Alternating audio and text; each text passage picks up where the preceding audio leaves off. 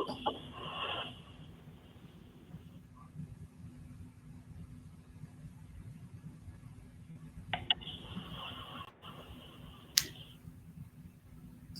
everybody. I'd like to welcome you to the Wednesday session of MS&T, where we have a special opportunity to have a town hall meeting of the 3 professional societies to discuss participation in the material science and engineering profession. I'm Beth Dickey. I'm currently the president-elect of the American Ceramic Society, and I'm pleased and really honored to be able to host this town hall meeting. This event is really intended to help us as a profession frame the challenges and opportunities that we have to embrace and benefit from a diverse workforce. And while diversity has many facets, today's discussion will largely focus on the persistent and underrepresentation of racial and ethnic minorities in material science and engineering. We have a wonderful group of speakers and panelists who have taken the time to join us today and to give us some of their thoughts and reflection on this important issue. And we will have an opportunity to ask this panel questions as we go through the town hall meeting today.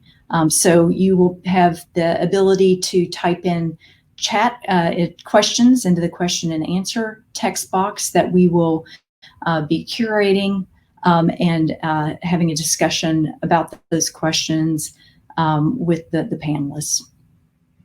So I'd like to thank the organizers of MS&T and all 3 of the societies, the American Ceramic Society, TMS, and ASIT, for really putting a lot of effort and enthusiasm behind this event. I'd also like to thank all of you, the MS&T participants, for participating in this discussion. So let's first kick this event off with our keynote speech. And we're very fortunate to have with us Dr. Carl Reed, who's the current Executive Director of the Society of Black Engineers. I hope you'll take the time to read his whole bio, which is on the MS&T website under this event. And I think you'll really appreciate the journey that he's taken and really his dedication to this topic through his professional career. Carl has a bachelor's and an MS actually in material science and engineering from MIT. And he first actually became involved in Nsbe at MIT. He then worked in industry for 12 years and then decided to do a pivot and obtained his doctorate of education from Harvard University, and then pursued a career that's really been dedicated to diversity and inclusion within the STEM disciplines. Before joining Nsbe, he was the Senior Vice President of the United Negro College Fund, and since the Nsbe, he's been involved in a number of major efforts and has most recently been a founding member of the 50K Coalition, which is a national effort that intends to produce 50,000 students of diversity in STEM by 2025. So it's my honor to introduce Dr. Carl Reed as our keynote speaker.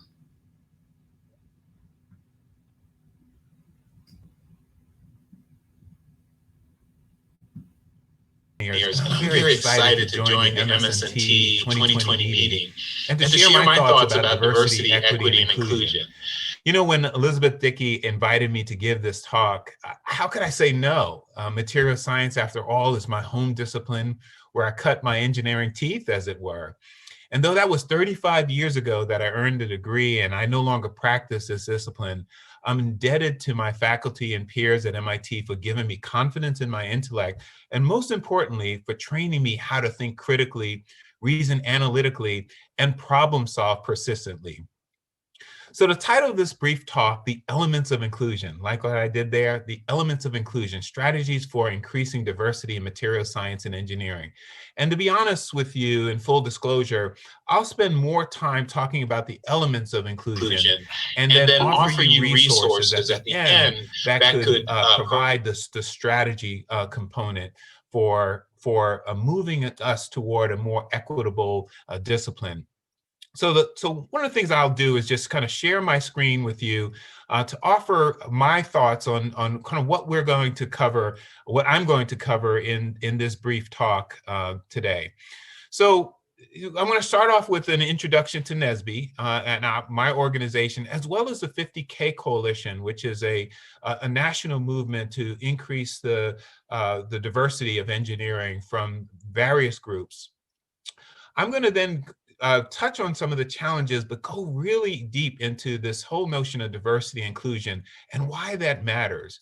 And then I'm going to introduce a model, what we're calling at Nsbe an inclusivity model, that really approaches this whole notion of diversity, equity, and inclusion as a system, like engineers do, and then offer some partnership opportunities in this new normal. So Nsbe is founded in 1975 by 6 students who were attending Purdue University, all of whom were from the south side of Chicago.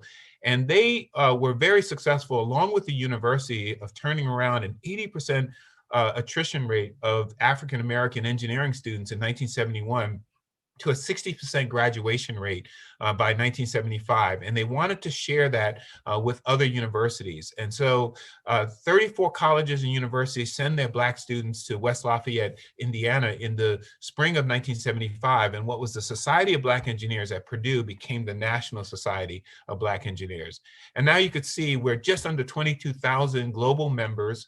Our mission is to increase the number of culturally responsible Black engineers who excel academically, succeed professionally, and positively impact the community. And that speaks to all 3 constituencies.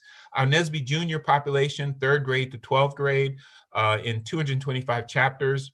Our collegiate, which is the heart of our organization and continues to provide the governance. So Nsbe is one of the largest student governed societies based in the United States.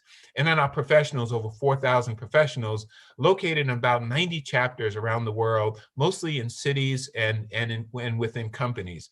As you can see, the disciplinary breakdowns of our members, material science and engineering and related fields, don't even show up, unfortunately. And it's something that we need to do to promote this discipline. And like I discovered it, the discipline in the summer after my senior year, I think that there are opportunities to really advance the field by promoting it and making more young people aware of the discipline. The only other thing I'll point out on this slide is that 33% of our members identify as female. And though we do better than the national average, which is about 20 or 21% of all degrees, bachelor's degrees awarded, we've got a long way to go to get to our goal of parity across the board. And we've got some activities and strategies to do that as well. In 2016, we partnered with the Society of Women Engineers, the Society of Hispanic Professional Engineers, and American Indian Science and Engineering Society to form the 50K Coalition. It is a national effort using collective impact to produce 50,000 diverse engineers annually by 2025. The effort there is using this effort to kind of transform systems. Collective impact is used to solve complex social problems, working together with common agenda, common shared measurement metrics, and mutually reinforcing activities to achieve that. We invite members of MSNT to join the 50K Coalition, institutional members to join, to work with us to advance our objective to change the face of engineering. Our goal is to get to 250 members in the next 5 years, institutional members, and therefore have a dramatic effect on how engineering looks in the United States and beyond. So why is all this important? Well, a lot of our efforts have been up to this point, like Nsbe and even the 50K, is really around diversity, increasing the pathways or the pipeline of young people who are interested in pursuing engineering. A lot of broadening participation in engineering is focused on this diversity, increasing the numbers. Diversity is the first element of inclusion that I'll talk about momentarily. And you think about our discipline is born out of the intersection of multiple other disciplines like physics and chemistry and engineering and others. And that's really what got me excited. The idea of combining elements to form new molecules with different physical properties was fascinating to me. And I was unfortunately in a high school that I did not take chemistry. I had all my science requirements satisfied by computer science and electronics. And it wasn't until I was in a summer program at MIT that I discovered chemistry and ultimately decided to pursue material science and engineering. This fascinated me. But the takeaway here is material science in and of itself was born out of the intersection of multiple disciplines. When I talk about the intersection, I'll talk about this as the power of diversity, that intersections create new concepts and new ideas and give birth to those ideas, which is why diversity matters. Again, the first element in inclusion. In Franz Johansson's book, the Medici Effect, the Medici family was the family behind the Italian Renaissance. It kind of brought together different cultures to kind of give birth to a new way of thinking and new arts, a new culture worldwide, and affected us worldwide. He brought this whole notion of Medici effect to say that innovation occurs at the intersection, and team diversity allows different viewpoints and approaches and frames of mind to emerge. We bring different perspectives to challenge to new complex problems, and it challenges us to escape our imposed viewpoints. I'm going to come back to this whole notion of our implicit biases and unconscious biases. Our diverse teams have far more pathways from which to draw in order to bring about solutions and complex solutions. And the best chance of coming up with great new ideas is when we mix these perspectives and fields, cultures, and backgrounds together. So again, innovation occurs at the intersection. In fact, one of my favorite studies that was done and published in 2018 by the Boston Consulting Group looks at 1,700 companies from all around the world and discovered that those companies that have above average diversity on their management teams report higher innovation revenues. That is, revenues produced by products and services within a 3-year period by 19 percentage points. And their earnings are higher, as well as they noted that when there is more diversity, the effect is additive. So when you look at gender, when you look at ethnicity, it adds the impact on the diversity and association on diversity. And that's a powerful notion when you're thinking about the power of diversity and why diversity matters. So why are they smarter? They focus more on the facts. They process facts more carefully, and diverse teams are much more innovative because we avoid pitfalls of conformity. This whole notion of confirmation bias, right? Which is a tendency to be very convergent in thinking. When you have diverse teams, it forces you to diverge your thoughts and perspectives, and then bring new perspectives into converging of overall solutions. But diversity is not equity. And I think this cartoon really kind of shows the difference. When we talk about equity, we're talking about not necessarily equal inputs, but equal outputs. In other words, creating an environment to ensure that people have what they need from their backgrounds and experiences and expertise and knowledge, et cetera, to produce common outcomes. That's the goal of equity versus equality, which is equal inputs. But as you could see from the left, even equality doesn't necessarily produce the results we need. What we're trying to get to is a notion of equity. And I think that for us, especially after the George Floyd murder on May 25th and the subsequent reckoning around race, the conversations about racial equity and workplace equity is a powerful conversation that we all need to have. And I'll introduce a model for how we can operationalize this in our organizations later. The other thing is diversity is not inclusion. And so when I talk about the elements of diversity, I'll make the case that equity is an element of diversity. Inclusion. Diversity is an element of inclusion, but diversity is not inclusion. And we throw these terms around D&I, DEI, et cetera, DIB in terms of belonging, et cetera.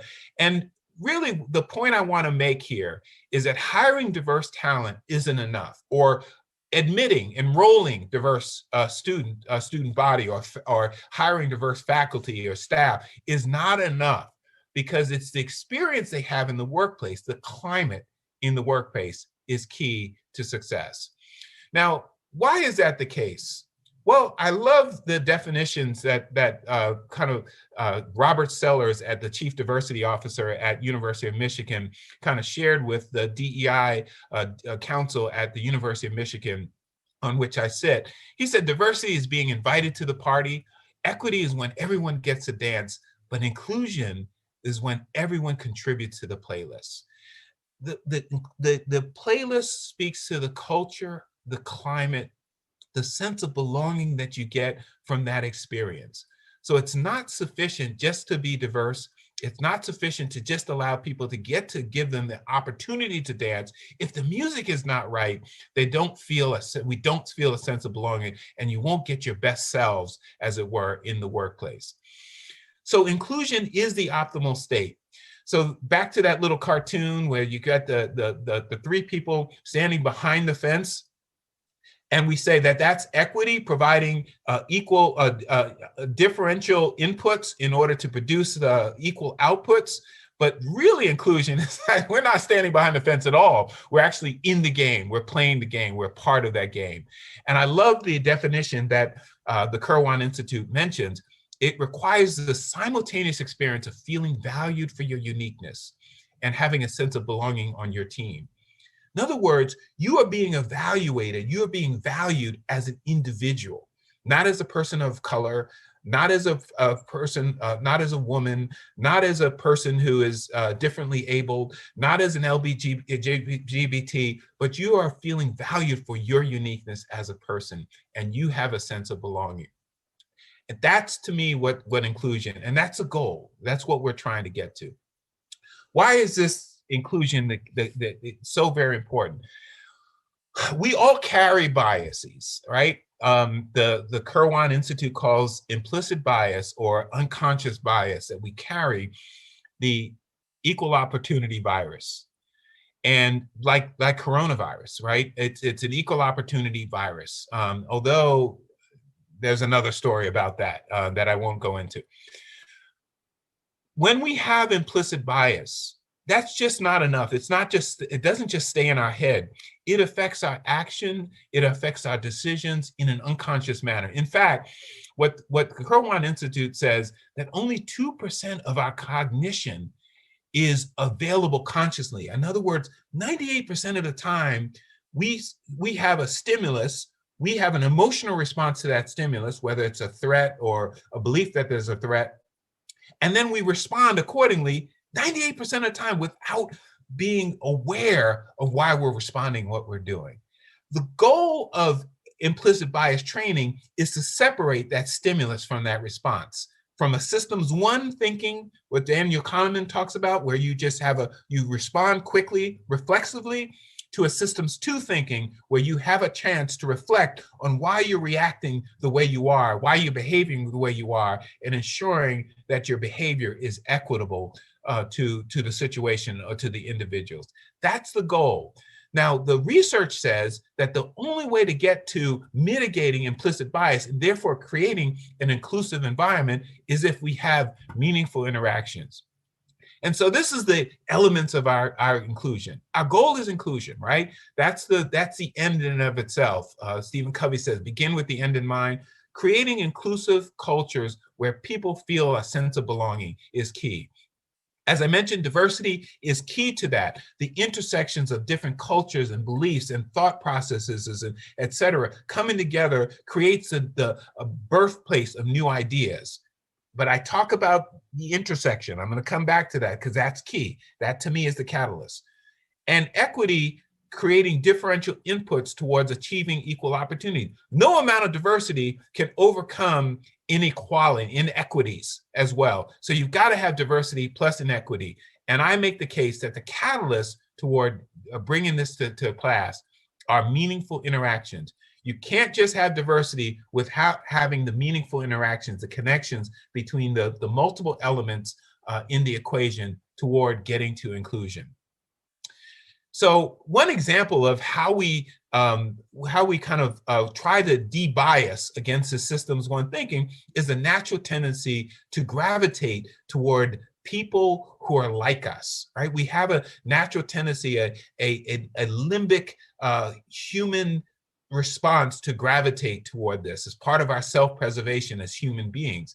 And we have to kind of recognize when that's the case and separate that thinking to ensure that we're thinking about people based on their abilities, based on their uniqueness, and not based on the fact that I tend to gravitate toward this favorable self-association, as Brett Pelham talks about, or homophily, as some of the researchers talk about. So we want to separate that tendency in terms of who we hire, who we enroll, who we admit to graduate school, et cetera, and break up that thinking as well. And so the key to mitigating bias and creating this inclusive are these meaningful interactions, as I mentioned earlier. So I'm going to finish up with this kind of framework because we're engineers and we like to approach things as a kind of systems approach, right? It was Deming who said, every system is perfectly designed to produce the results it gets.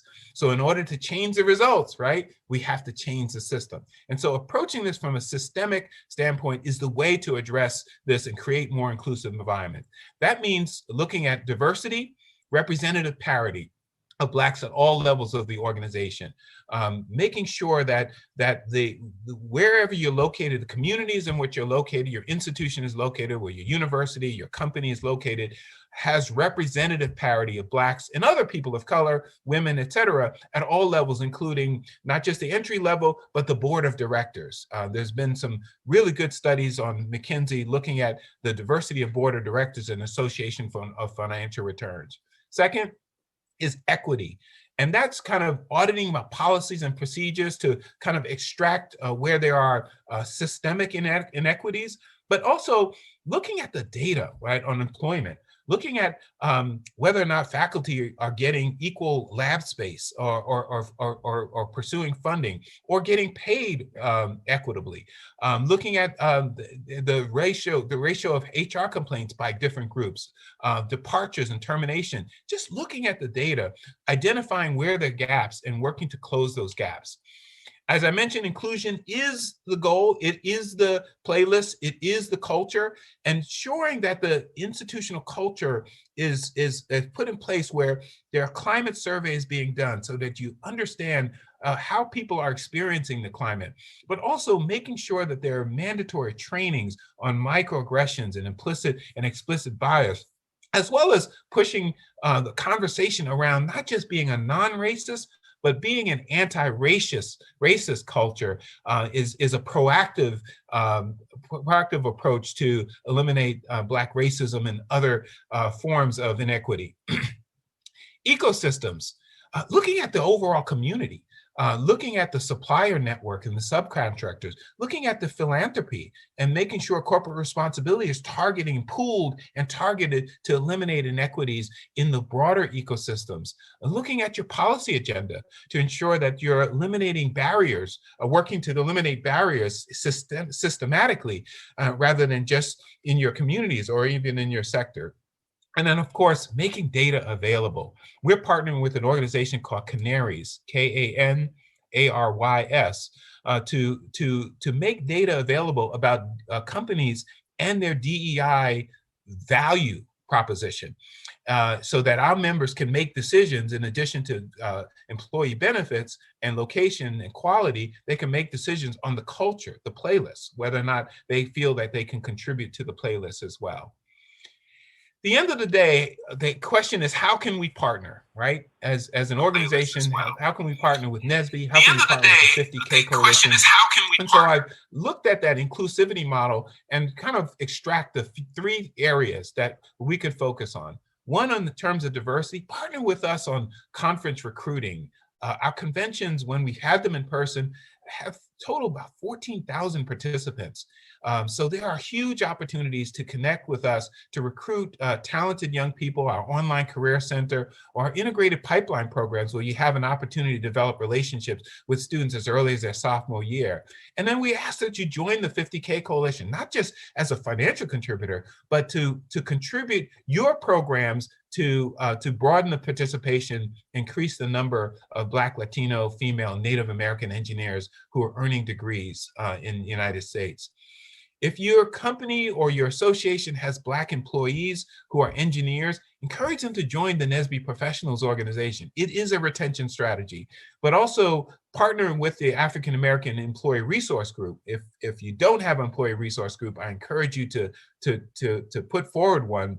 It's an affinity group that allows your African American and other people of color and other groups to come together as an affinity. It's a great retention strategy. And then having your executives participate in Nsbe activities and Nsbe conferences. We actually invite them to come speak and lead webinars, et cetera, in the organization. And in terms of ecosystems, help us scale up these programs. SHIP, SWE, ACES, and Nsbe, we all have pre-college programs, and the only limitation is scale. We've reached 25,000 third to fifth graders in our summer engineering experience for kids since 2007 in nearly 30 communities around the country. And the only thing that limits us to reach the 650,000 African-American 8-year-olds in the United States is really scale. And many of your organizations know how to get to scale. We know we have the content, the subject matter expert partnering with us enables us to get to scale and truly change the face of engineering in the United States. Here are some very useful resources. The Kirwan Institute, I mentioned a couple of times in the course of this presentation. They produce an implicit bias review every year with a focus on different area. I recommend that. The implicit association test allows you to go online and test your own bias about race and about gender and about religion and about other points of view to kind of assess yours. When I did this 20 years ago, I was surprised to find out that I had a bias against Black people. And I had to work through my system 1, system 2 thinking in that process because I'm part of this culture that values one group and denigrates others. Day-to-day experiences of emotional attacks is produced by Catalyst. I recommend that for women of color and for men of color in the workplace and women in general. And then we partnered with SWE, the Society of Women Engineers, and WEPAN on this Ignored Potential, which is a collaborative roadmap for increasing African-American women in engineering. And finally, if you're at a university and you're looking for ways to really turn the curve and really kind of improve the success of underrepresented students in engineering, we recommend a student retention toolkit. We partnered with the American Society for Engineering Education and Purdue University Engineering Education to produce the toolkit and the elements that go into that toolkit. It's available on Amazon. I encourage you to take a look at that. So with that, ladies and gentlemen, thank you so very much. Our website, nsbe.org, we also have a social justice website that has resources and videos and town hall meetings and discussions about racial trauma. And if you really want to learn and understand in your privacy of your own home or your institution, I recommend that you take a look at what we've produced at that website so that you can learn so much more about the work that we're doing and ways to improve the success of your environment and produce a much more inclusive organization and much more inclusive discipline. Thank you so very much for your time. I look forward to continuing the conversation in the panel that follows.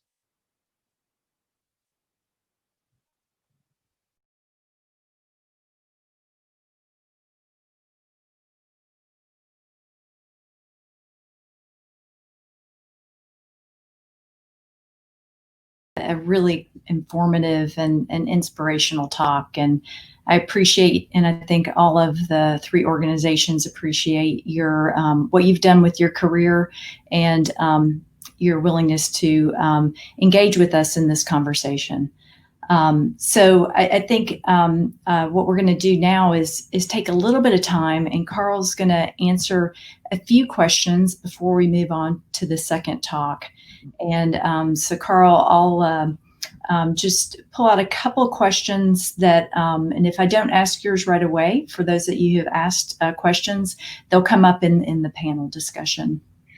Carl, one question first, it's a thanks for a fantastic presentation.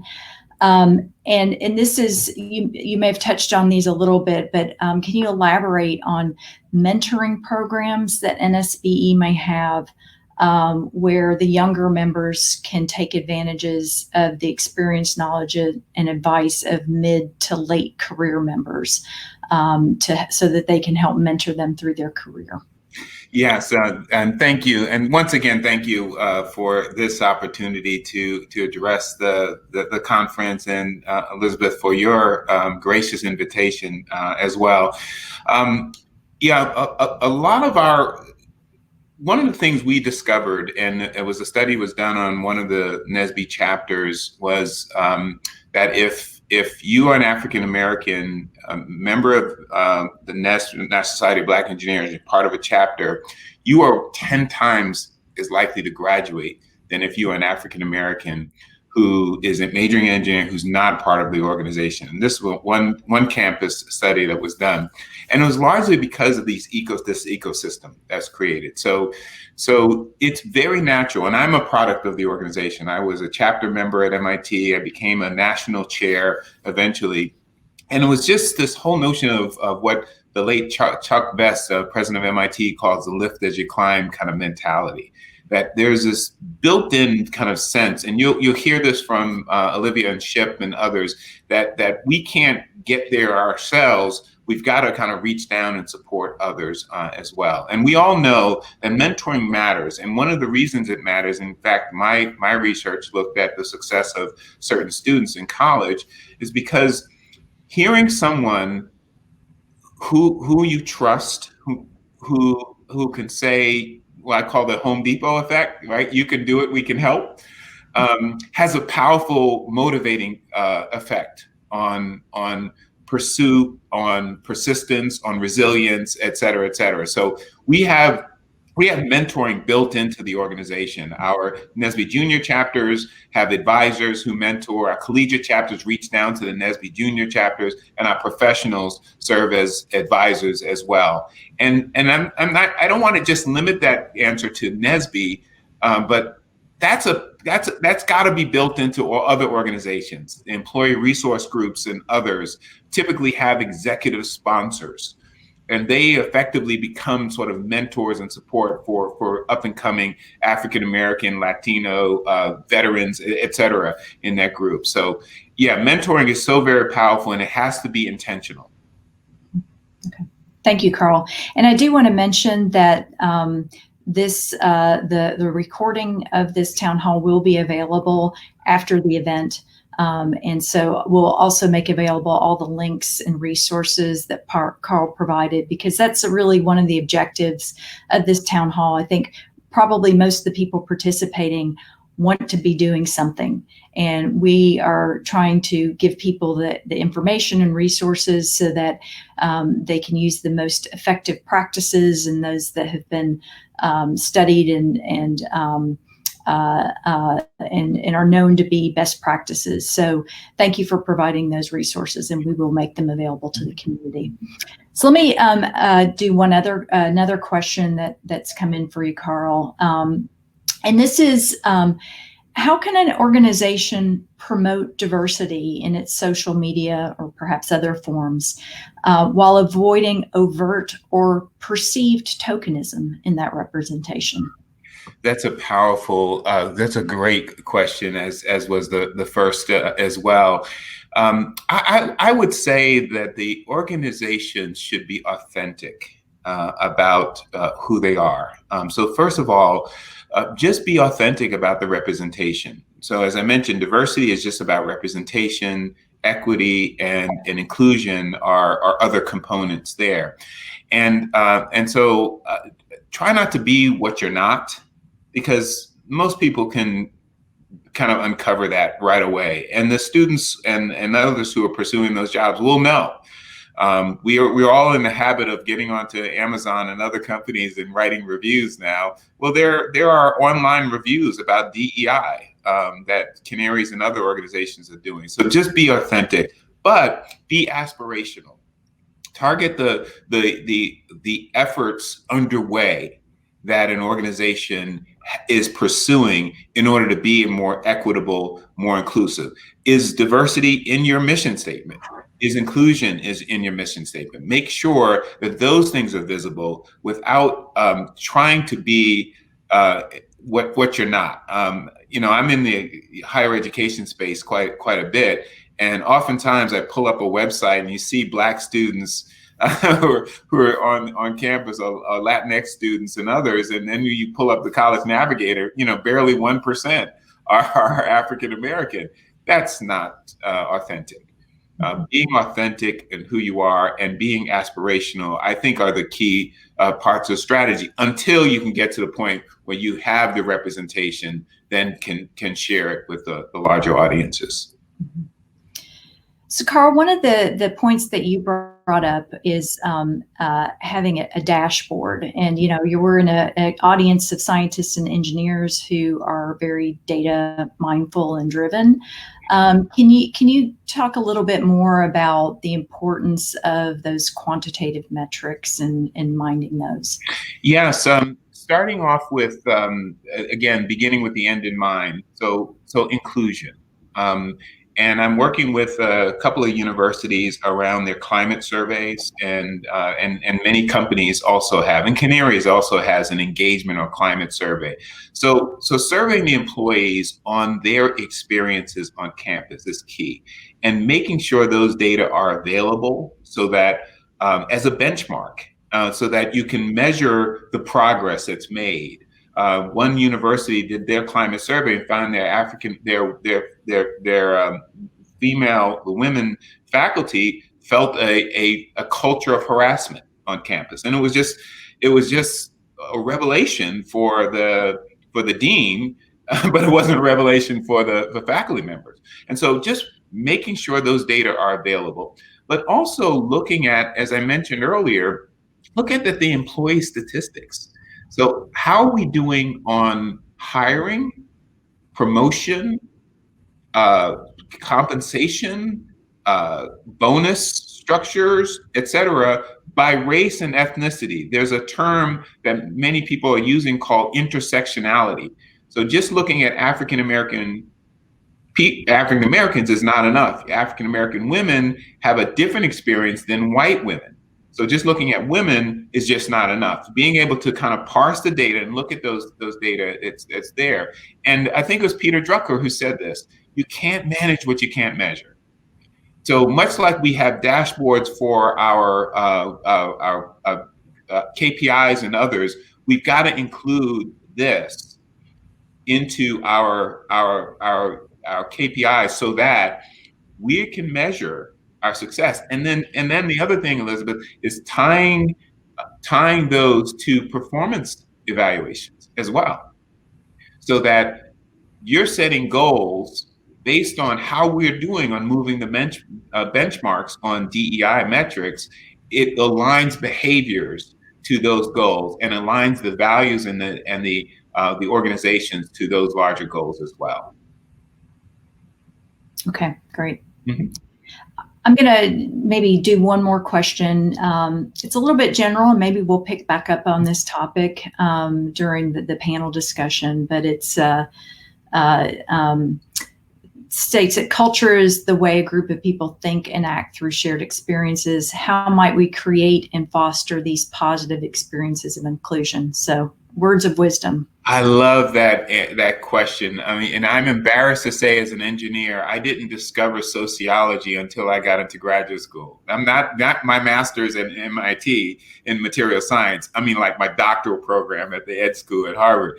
And I love it because you're right. Our culture is really our behaviors, our attitudes, our values, and how we interact with one another, our norms, right? And so understanding that, and in fact, it's kind of interesting. I work for a CEO of an association who actually said this in a cabinet meeting. We don't have a culture here. And all of us looked at each other and said, of course we have a culture. But because he's the CEO, he defined the culture, and it's like the metaphor of the goldfish swimming in the fishbowl, and another goldfish comes up and says, hey guys and gals, how's the water? And swims away, and the other two goldfish look at each other and say, what the heck is water, right? Because we're in the environment, we're immersed in the environment, it really becomes what is novel becomes normal. So you really have to have an intentionality about creating a culture that leads to behaviors. And the first step in all of this is understanding what are the values you want to reinforce and articulating those and setting those as goals, and then working toward achieving them and measuring them with the climate or the culture survey. Thank you, Carl. Sure. So I think we've got lots of other great questions. I'm going to save those because you're going to be joining us for the panel discussion. So I want to thank you again for a very wonderful talk and discussion, and we'll see you a little bit later in the program. Thank you. Thank you so very much. Okay. I'd now like to introduce our second speaker in the program, who's going to give us an address from the Society of Hispanic Professional Engineers. Olivia Greve is a professor in the Department of Mechanical and Aerospace Engineering at the University of California, San Diego. Again, I hope that you'll look at her whole biography on the MS&T website. It's quite impressive. I'll just make a few points about Olivia's experience and she in her current activities as a faculty member at UC San Diego. She's currently the director of the Cali Baja Center for Resilient Materials and Systems and the faculty director of the IDEA Engineering Student Center. She most recently won the prestigious Presidential Award for Excellence in Science, Mathematics, and Engineering Mentoring. So going back to the previous conversation on really the importance of mentoring, and I'd like to give a personal shout out to Olivia for all of the work that she's done in that space. As well, she's been inducted into the Tijuana Walk of Fame, the Mexican Academy of Engineering, and the Mexican Academy of Sciences. She's a fellow of the American Ceramic Society, and she was named by Forbes magazine as one of the 100 most powerful women of Mexico. So Olivia, thank you as well for joining us today, and we look forward to your comments on behalf of SHIP.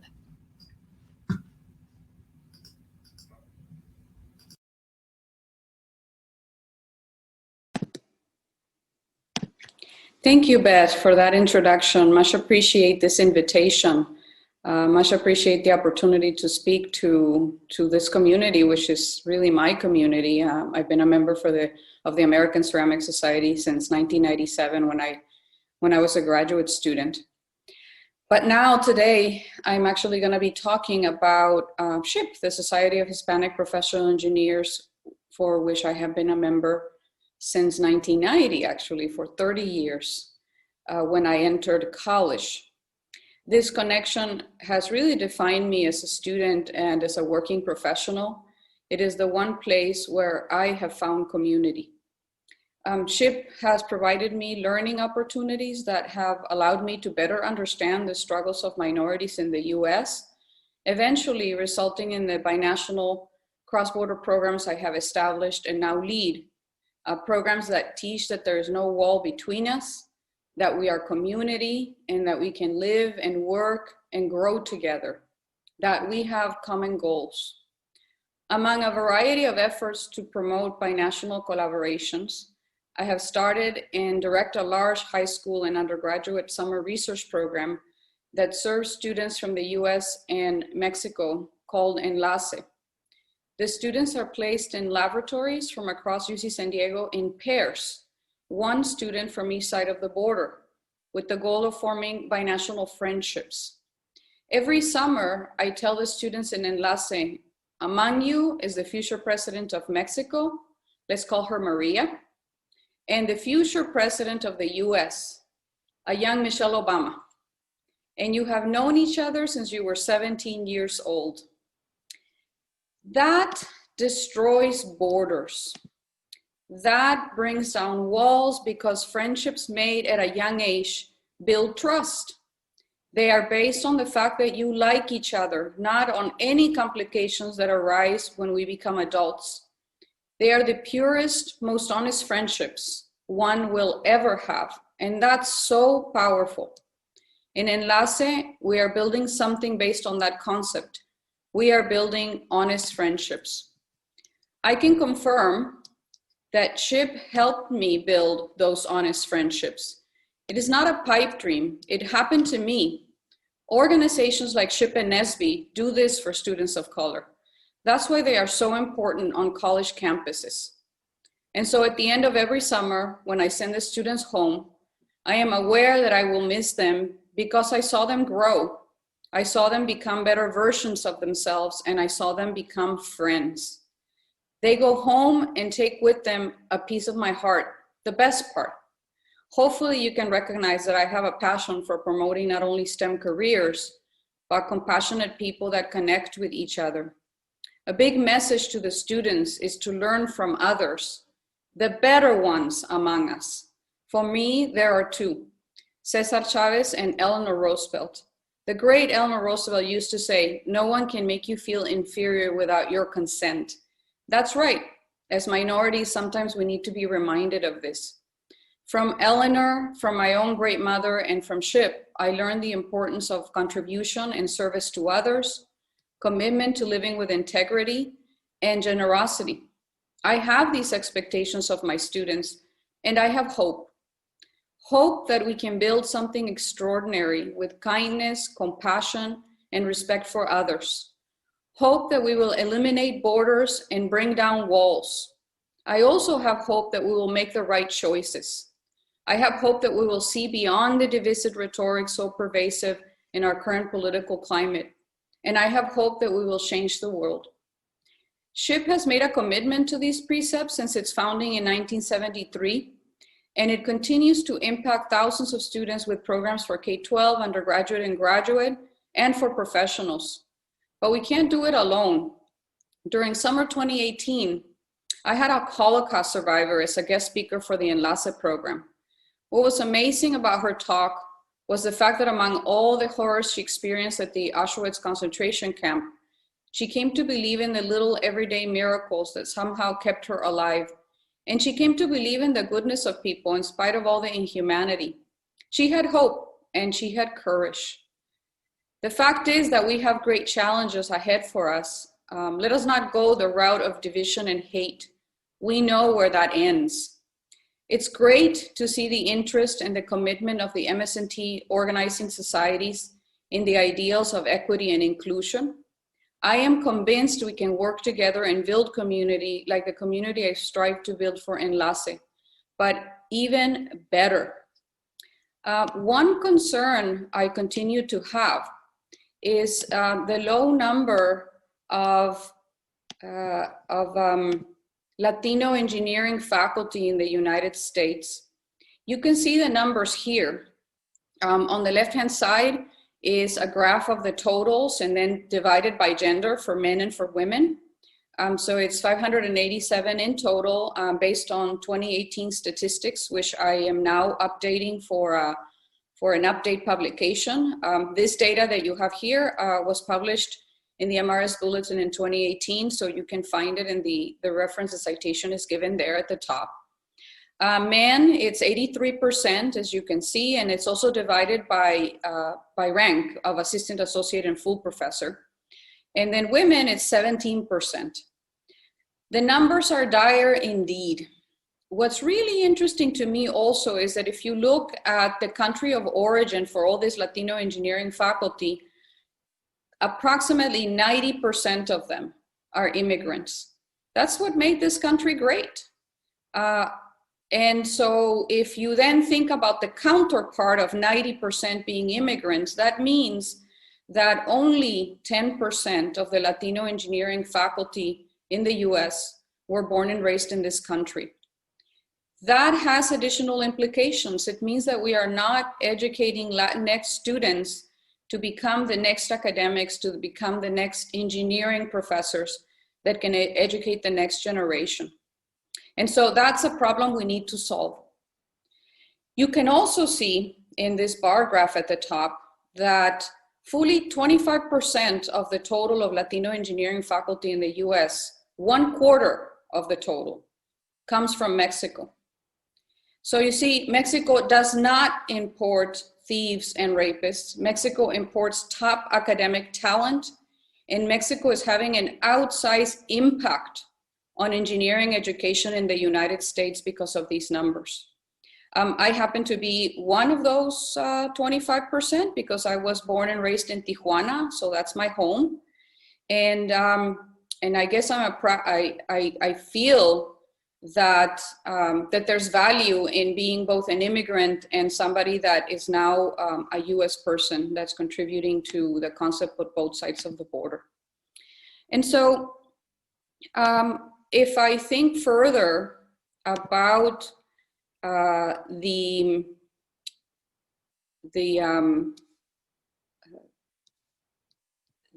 concept of all of these Latino engineering faculty, the question is, how can we build a community, a society that can fix the pipeline issues facing minorities? I don't have easy answers, no one does, but I'm certain that it can only be accomplished if we come together. The message then is, let us face up and eliminate systemic racism. Let us face up and destroy walls. Let us face up and do good. As Michelle Obama said, when they go low, we go high.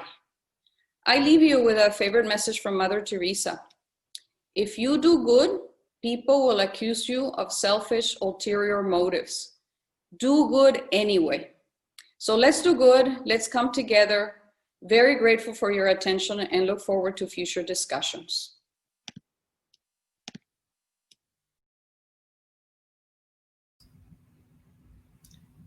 Thank you, Olivia. Very moving and inspirational talk. We are so fortunate to have you in our community and really helping champion these efforts. Thank you so much. What I'd like to do now, Olivia is going to be joining us for the panel discussion, and I'm going to introduce our 3 other panelists who have joined us today. So the next panelist that I'd like to introduce is Keith Bowen, who is currently the Dean of the College of Engineering and Information Technology at the University of Maryland, Baltimore County. Keith, please take a few moments to introduce yourself to this group. Bowman, and I'm honored to be part of this panel. You can find detailed information on my academic and professional background on LinkedIn. My pronouns are he, him, his. I grew up in Ohio with a first-generation college father who was a foundry metallurgist at Ford's Cleveland casting plant. And I had a mom with a high school education. My uncle had a PhD in metallurgy and was actually an executive at National Steel. I'm a white gay man who was closeted until he was 43 years old when I was working as a faculty member in the Purdue School of Materials Engineering. I believed when I was ready to come out that I would be supported by the material science and engineering community, and especially by the incredible people that make up the American Ceramic Society.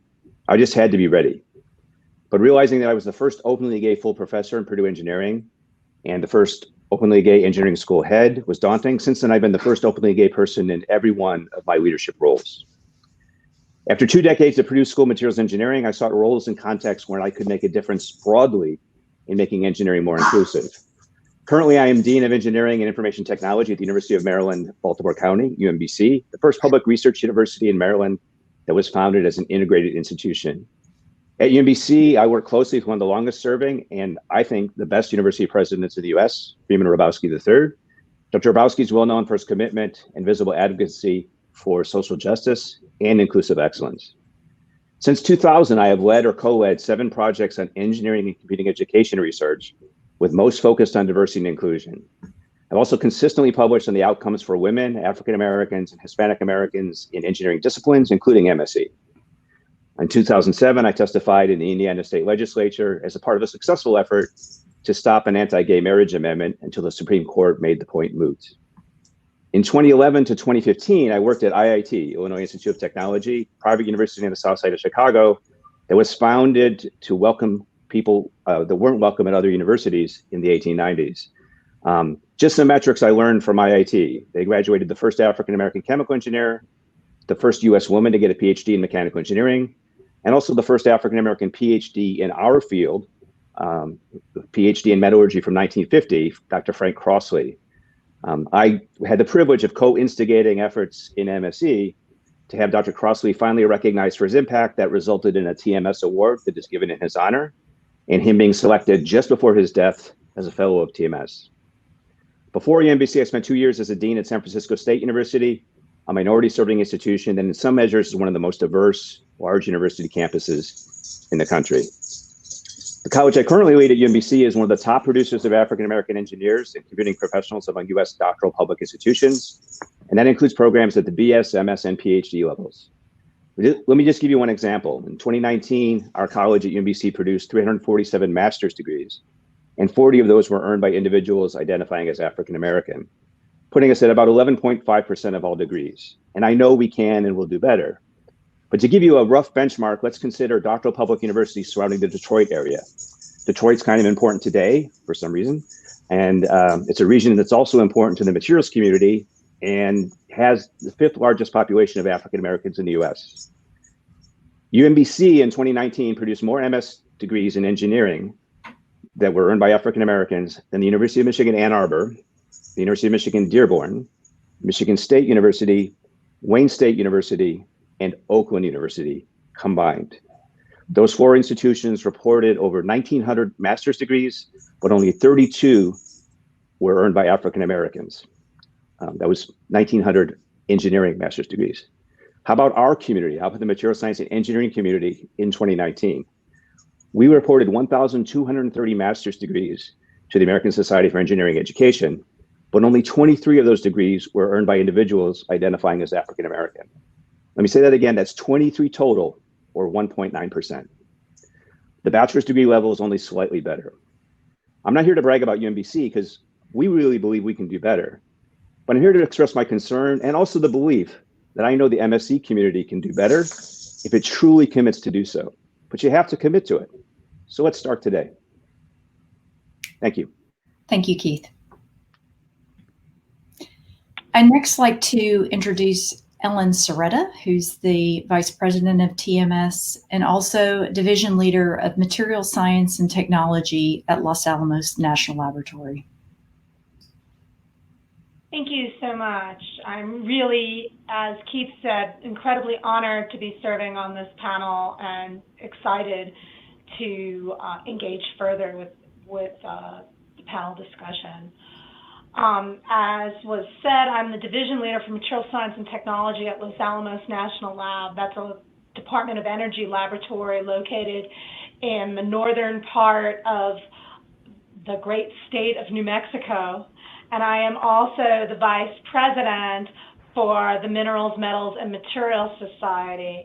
In both of these roles, I really believe that I have the opportunity to engage, review, and perhaps even move the needle on the inclusivity within the materials profession. And to this end, today, I'm really eager to talk a bit about what we're doing with regard to moving the needle on diversity and inclusion at national laboratories. And of course, something that's really important to understand is I'm very much going to come to this with a perspective that is the DOE perspective and probably a fairly Los Alamos-centric perspective. But I'm hoping that this means that we will really be able to broaden the discussion when after these introductions. Can I have the next slide? So this is the current demographics for Los Alamos National Lab. We are an NNSA lab. Our main mission at the laboratory is one of deterrence, global security, and energy security.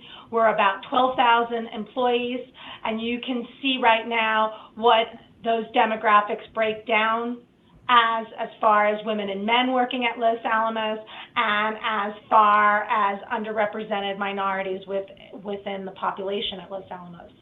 Just for comparison's sake, on this slide, we've provided the numbers of the U.S. population, and while a lot can be said about the numbers on this slide, I think probably the easiest thing to say right here is there's a lot of room to improve, at least with regard to Los Alamos, on how on what our numbers look like.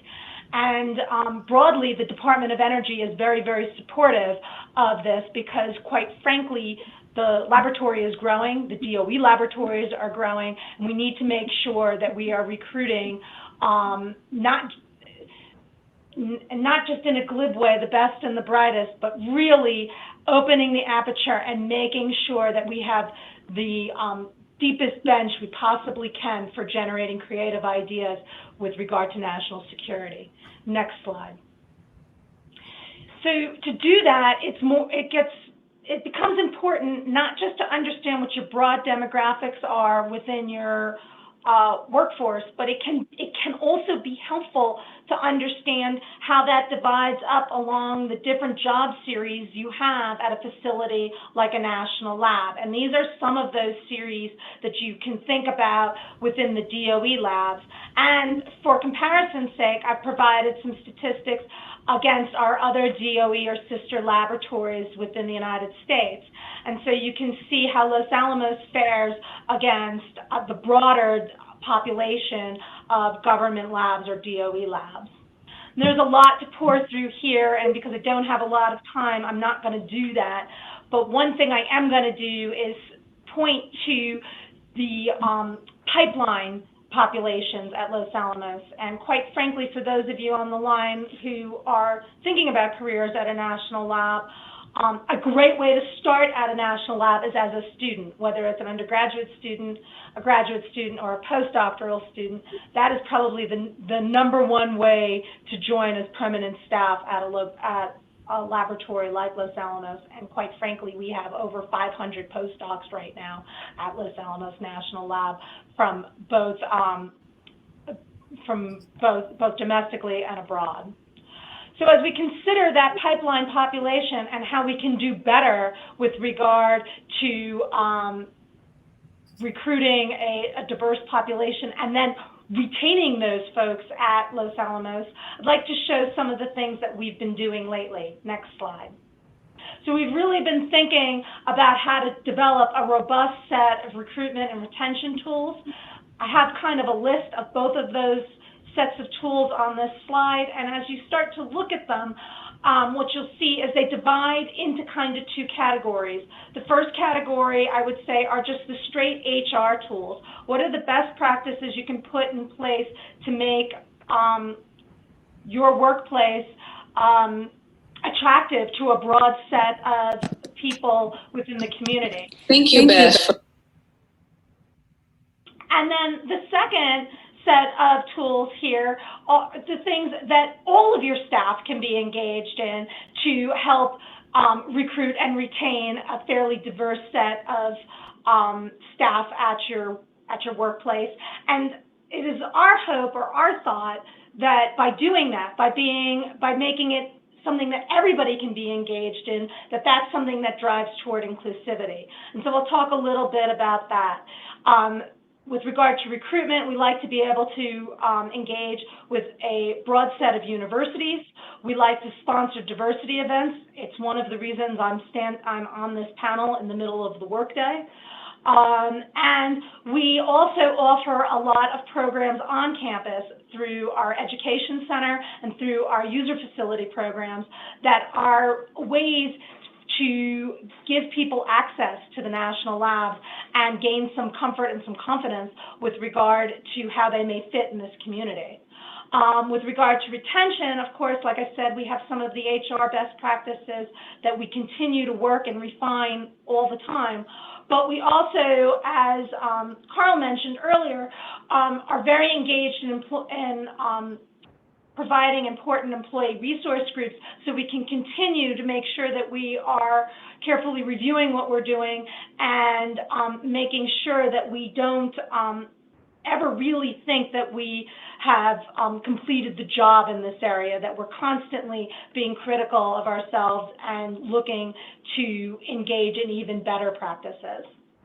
And finally, broadly, and this is across the entire lab, something that becomes really important with regard to retention is making sure you're providing a broad set of leadership opportunities and that you are developing future leaders, because this is going to be a self-perpetuating engine, if you will. By developing a broad set of future leaders, you're going to have a robust way to recruit in the future. Some evidence that we perhaps are moving the needle a bit and that some of these things are working are that we have been named as a family-friendly employer. In 2020, we have been named as a top 20 government employer by Minority Engineer, and we've been recognized with the VETS medallion in 2019. If I was presenting to you last year, I would have been saying that we were really very honored to receive the recognition from Winds of Change magazine as a top 50 government employer for Native Americans, which is an incredibly important population within New Mexico, and you can imagine makes us somebody who really needs to be, or a group that really needs to be thinking about how to be inclusive with the Native American populations within the state, and that we were recognized as a top 50 employer for Latino women. Next slide. And then getting back to maybe one statistic you might want to look at with regard to whether or not we are doing things to create future leaders within the profession. One thing that we're constantly monitoring are the number of awards, particularly external awards our staff are receiving. And while this isn't broken down versus demographics of the staff at Los Alamos, what you can see is how important the pinnacle awards that professional societies give are to us being able to measure whether or not we are growing future leaders within our staff populations. And these are the kinds of awards that you see us monitoring constantly as one barometer for whether or not we're getting things right. With that, I'll kind of stop talking and hand it over to the next person.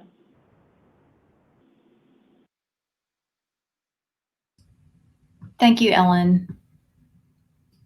I'd like to introduce our final panelist who is representing AIST. This is Mark Brooks, who is in charge of talent acquisition. He's a talent acquisition specialist at Nucor Corporation. Mark. Thank you. While I'm here to represent AIST, I'll talk briefly around Nucor and our role in manufacturing and production of steel. As it says in my bio, I came out of school with a bachelor's degree in finance, and while most folks here on the material science world, I've had that experience allow me to work overseas in different countries, which really broaden, when you think about D&I, is broadening that experience and those your horizons. As a young person, I worked. My father was in the military, so I lived overseas, which I think started that really that growth and development into learning about cultures and the importance of inclusion and diversity around our globe. And so at Bank of America, I was able to work in Brazil and England and Canada and just learn around cultures and how they're important and affect organizations and profitability and all those things that Keith mentioned earlier. At Nucor, working in talent acquisition, I'm directly responsible for a lot of the hiring and how we, as I call it, open up the funnel to bring in talent from around the United States and abroad.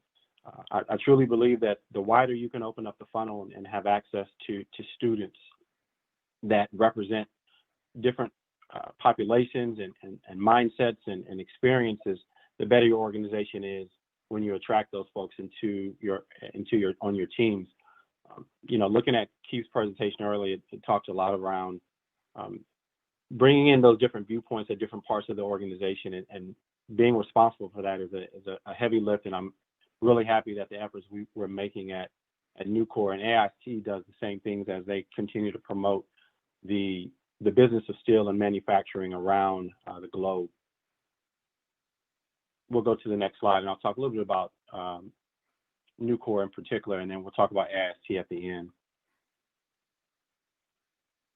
And so Nucor is being the largest manufacturer of steel recycler in North America as well. And what I'm happy to say there is that within the last several years, as we heard around Los Alamos, we too have made some tremendous strides within D&I. Bringing our first female EVP onto our ranks was a really big move for Nucor. We've been around 67 years, and over the last 3 years, we've seen our first female executive. We've also seen our first, second, and third GMs of some of our plants around the country that are African Americans. This has really helped our profitability. It helped our teammates from across the organization see pathways to leadership. We're an organization of over 27,000 teammates, and while we have different levels within the organization, it's relatively flat, really 4 levels of hierarchy within Nucor, from someone that's in operations up to the CEO, and we have representation at every level, which is really important to see how we do that and how those viewpoints can make a difference. We'll go to the next slide, and I won't belabor this long talking about us so we can get into the panel discussions. We talk about our footprint, and here you see really some of the challenges that organizations face when they're looking at diverse product mix as well as diverse hiring and D&I practices. Sometimes location makes a difference. Where you're located may hinder the population that you can hire. We just heard around Los Alamos and them bringing in the Native American population. That's a direct result of where they sit. And so some of our locations have higher, what I would call challenges in order to attract diverse talent. When we look at the map here of some of our steel mills, that presents challenges of bringing in diverse individuals, but we learn to be intentional in how we do those things and how do we attract that talent in order to overcome those obstacles that are out there based on just the locations and where our facilities sit. And what I would say is that if you're not intentional with the efforts, you'll fall behind. And that's one of the things that I'm responsible for, is being intentional as we recruit, as we hire, and then those tracks and that inclusion piece is being very intentional how we do those things to make sure that our teammates are receiving all the support that they need. We heard around mentoring and all these other things that a lot of we'll talk about today. Those things play a huge part even in industry as you bring in professionals in order to help them navigate a successful career. And then we'll go to the final slide. I think as you look at organizations and educational facilities and some of the principles will guide some of the people you attract. At Nucor, we have a principle: safety first. Above all things, safety first. And if you think around safety, there's many things that apply to safety, not only on the job, but when you go back home and when you are traveling into and how you work and how you work smarter with others. Safety first. Teamwork is something that we value tremendously. We don't have employees, we have teammates. And so when you look at everyone as a teammate, it really helps you in your interactions. And so that's something that we strive to do and continue to do as an organization. Pay for performance, continual improvement, and environmental stewards are some of the things that we practice and believe in heavily. If you look at the pictures, this is a really good representation of who we are as an organization and who we're continuing to striving to be one of the most inclusive organizations, especially around manufacturing in the country. So with that, I'll turn it over so we can start our panel discussions. Thank you, Mark. I'd like to invite Dr. Carl Reed back to join the panel, and we will start to discuss and answer some of the questions. So those of you that are listening, please go ahead and use the Q&A box to ask questions for the panel. And Carl, if you could come back and join us.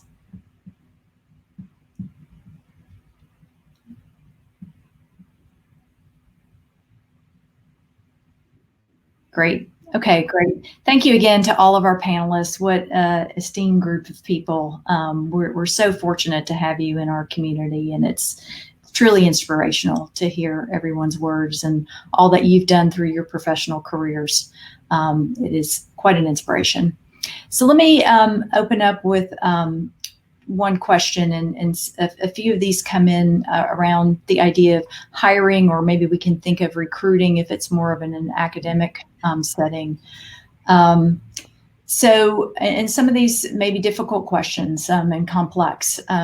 First one is, in an organization that typically views its hiring processes, quote unquote, merit-based, how can it be clarified that boosting diversity through recruitment does not involve or be perceived as involving deviation from a merit-based hiring process?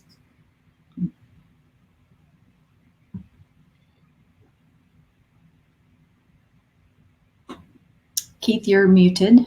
Yes, I'm here. So I think that there's a couple of things. First off, Carl talked about implicit bias. Mm-hmm. So we know that if you take the same resume or curriculum vitae for someone, that if you change the gender or if you change the obvious ethnicity of the name or characteristics, research shows that people are discriminatory and make a choice. And implicit bias affects that. We also know it affects reference letters. That reference letters, for example, by gender and also by race and ethnicity will often take on different character. There's also research that shows that. So if your merit is considering just those things and assuming we're objective, right? I think the real presumption is, how do you objectively establish merit? And if you think that you're completely objective, then you're probably wrong. That's a brilliant response, and I think Jennifer Eberhardt has published a book just recently about bias, and a faculty member at Stanford University has done a lot of work on bias, even in policing and faculty and other kind of dimensions, and she cites a lot of those studies. So there is also this false dialectic, right, between diversity and quality.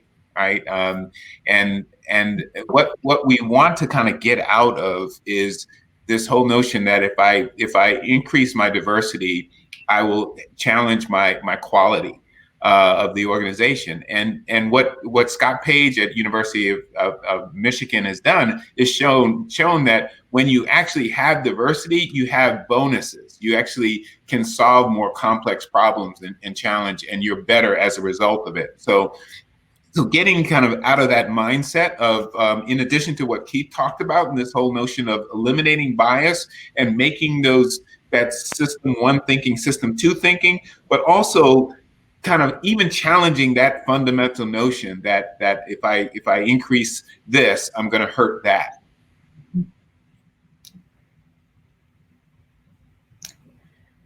Maybe adding to that comment, I think one of the things that I guess I would encourage all search committees, all hiring institutions to do is it's really, really easy actually to do this by merit. And it's kind of a cop-out, right? Is that anyone can look through a CV and count publications and patents and, what you really should be doing is judging potential.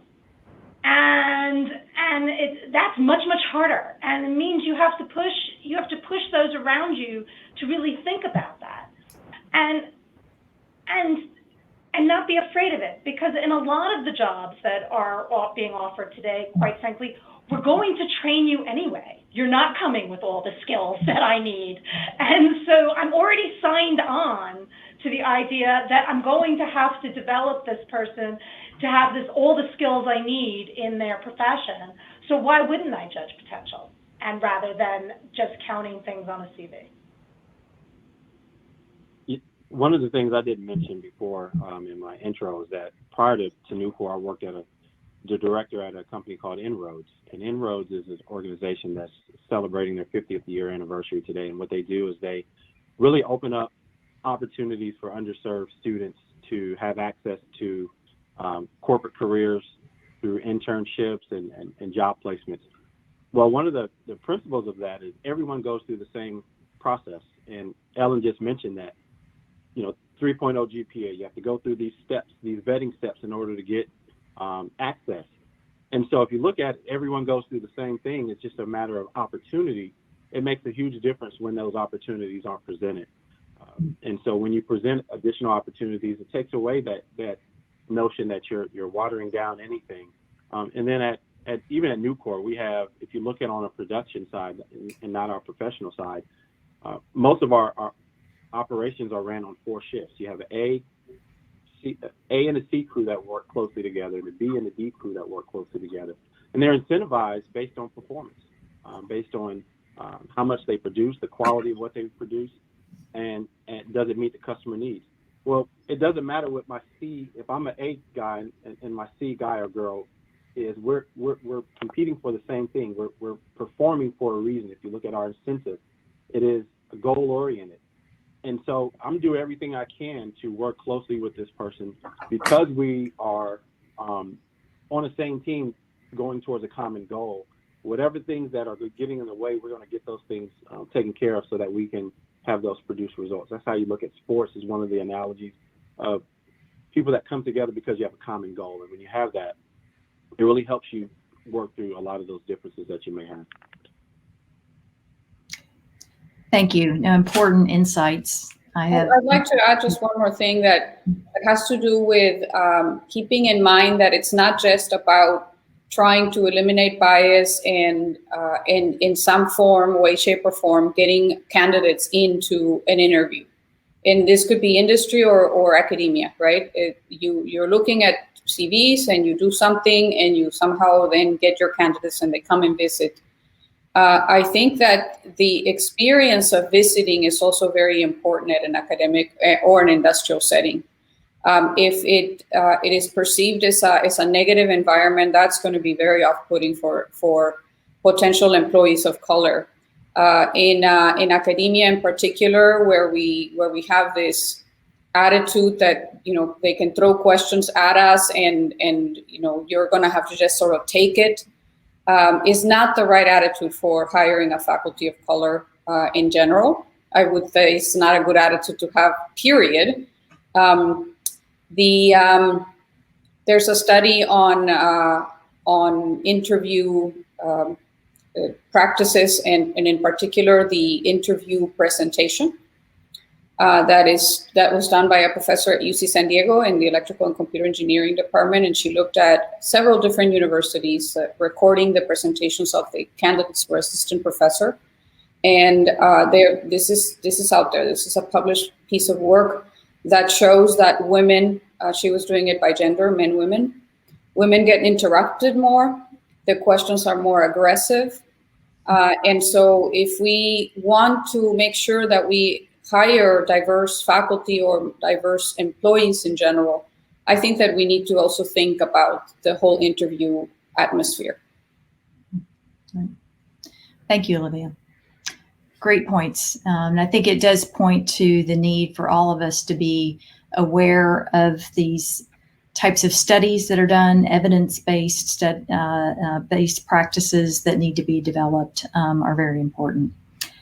Let me move on to another question, which is dovetails, I think, a little bit with what we've been discussing. And this is questions about related to small businesses.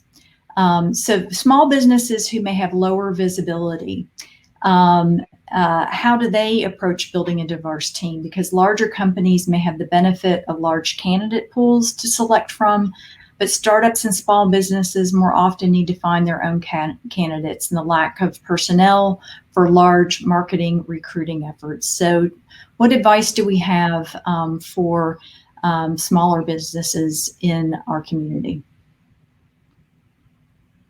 I think they should get involved with their local university and participate in efforts and programs, because then it gives them direct access to the students, and they can start really looking at opportunities for hiring. They're not gonna, as small businesses, they're not gonna be hiring 10,000 employees a year, but 2 or 3 key people that they may be hiring, depending on the size of the small business, say, a 50 employee per company. If you are with feet wet at your local university campus, or maybe 2 or 3, depending on where you live, I think that you're going to have the opportunity to find some very excellent opportunities for hiring. So you cannot ignore the participation aspects of being a small business that is next door or maybe just a few miles from a university campus that is graduating students. Yeah, I sat in on a diversity panel at CES last January when we had a CES in person.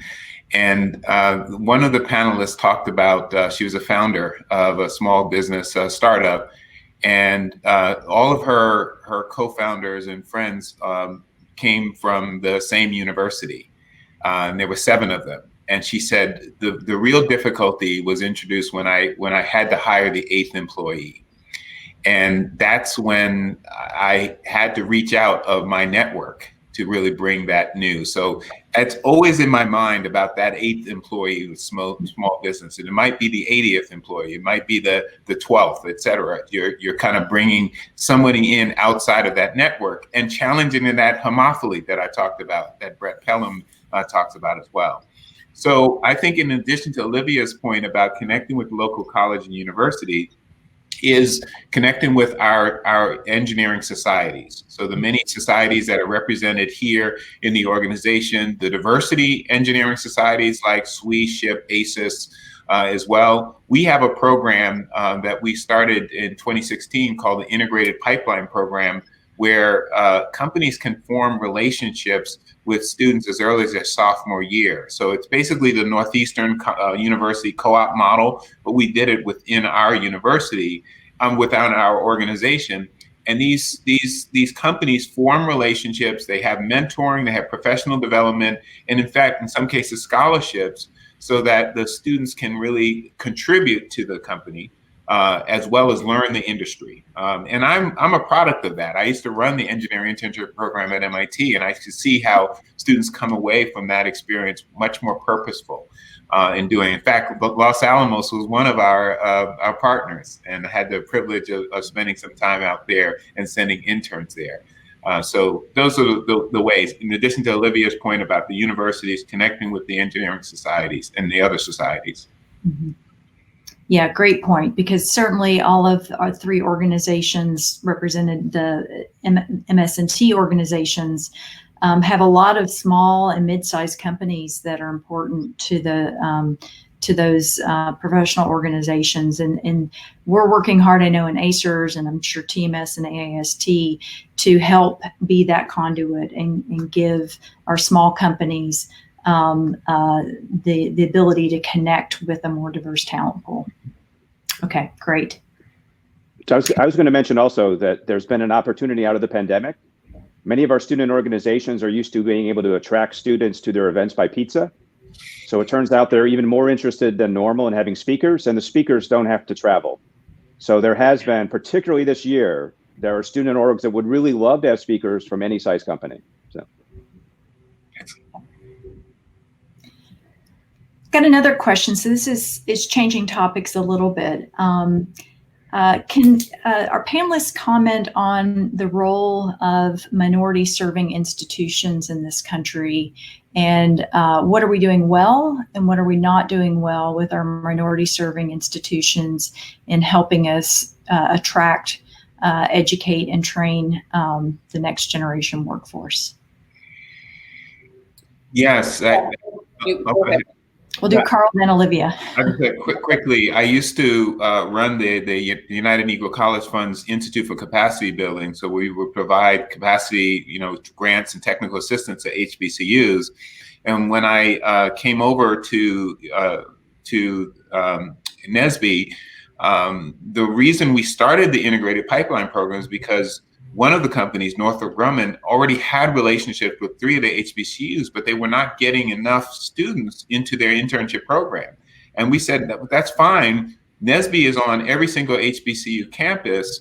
Why don't we develop sort of an integrated partnership? So we've got now the HBCU, we've got Nsbe, the Nsbe local chapter, and the company providing the internships and scholarships, et cetera, and they were able to satisfy. We had 72 students come in over a 3-year period into their pipeline as well.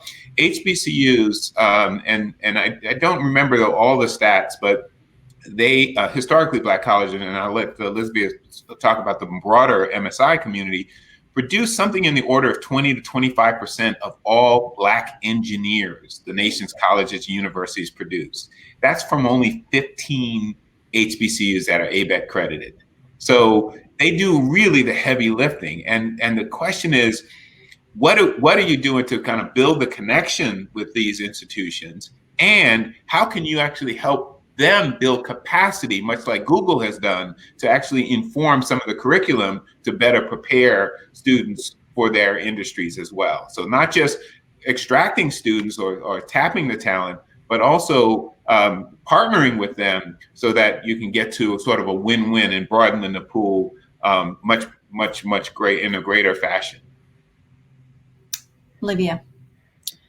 I think some of my comments are connected definitely to what was just said. And the main comment that I have is there is absolutely no question that HBCUs and HSIs have been tremendously successful in promoting the formation of not just undergraduate engineers or other fields, but also at the PhD level. If you think about the numbers of Black PhDs coming out of HBCUs that have PhD programs, and HSIs that have Hispanic serving institutions that have PhD programs. And the question then is why? The numbers are clear. So the question is why? Why are they so successful? And as a woman, a Latina of color, I can tell you that if you show up to a campus and it is, you are the one Latina in a classroom of 100 students, that is intimidating. It's the imposter syndrome that we're well aware of, and for which there are plenty of studies describing the reasons and the psychology of all this. Those institutions, HBCUs, HSIs, and Native American serving institutions, for example, they are avoiding that issue, right? By bringing people of the same color, and it's not about excluding people. It's about including people and providing that environment that is actually going to make them succeed. And so, how can we do that in an institution that is not an HBCU, for example? How can we promote that kind of environment? It's actually, to me, the more important question. How can we learn from those HBCUs and HSIs and implement in our own institutions? And I think, to me, the answer to that, or at least one of the answers, is build those clusters of communities that allow students to have their space. So safe spaces in a college campus, which is per se predominantly white campus, those places are really critical. Nsbe and SHIP and ACES and SACE and Nsbe, all of those create that kind of safe space. And I think that what we need to do is to make sure that they are really being served the right way, because it gives the that big, gigantic campus that one little section that makes it feel like an HSI, that makes it feel like an HBCU, for example. That's my comment. And I can speak to that a little bit. I had the unique experience of attending both years ago when I was in school, starting at UNC Charlotte and then finishing at Fayetteville State. And one of the things that I know that UNC Charlotte did is they had a program that brought in diverse students in the second summer prior to the fall of their once they graduated from high school, and they paired them together. And it was called Utop, University Transition Opportunity Program. And what that did is it kind of gave you a leg up to start out your collegiate career. And you got a chance to meet folks that were exactly what Olivia said, that were familiar.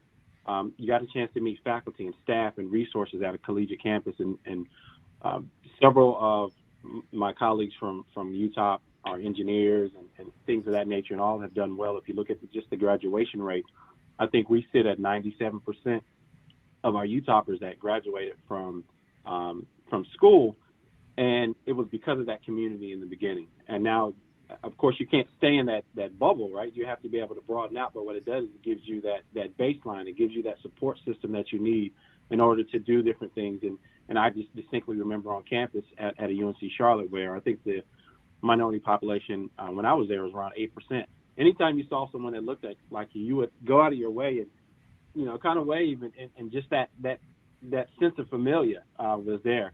But going to a HBCU, it was a different experience because it was more of the, I call it the hugging.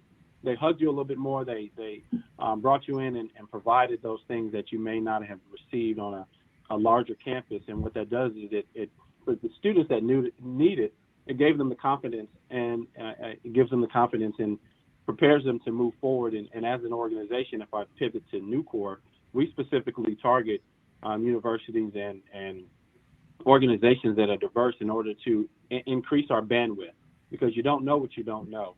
And I think the more you can open up and include as many people as possible, you will become a better organization. And we partner with Tuskegee. We're going to do something with Region 3 at Nsbe this year in order to continue to attract that engineering talent to the organization, because we do see that the value to inclusion is a lot more than exclusion. Okay. Any other thoughts from our panelists? So I'll just make one comment. So campus-based cohort programs, the Meyerhoff Scholars Program at UMBC is one example, but there are many examples out there. It's been replicated at Penn State, University of North Carolina, and then it's in the process of being replicated in its own form at Berkeley and also at UCSD. But cohort-based programs that create a microclimate and an ecosystem, and I would argue that many of these actually are modeled after what happens in minority-serving institutions in terms of creating a family sense and creating a sense of community, and that network of people, including mentors from outside who are already successful. All those pieces really come together and can really at least create more of a hug environment to support people and make sure they feel they belong to at least some element of the campus. Yeah, the word. Oh, go ahead, Ellen. I'm sorry. I think these become incredibly important when you're at a very large facility where it can be easy to get lost. And I think it can also become one of the things I've seen where I am, because of course we're in a remote environment, right? I grew up in New York, and when I came to Los Alamos, I thought I fell off the end of the earth. And I think it's something that can be a real home away from home when you come to a place that can be a little strange and in a remote place.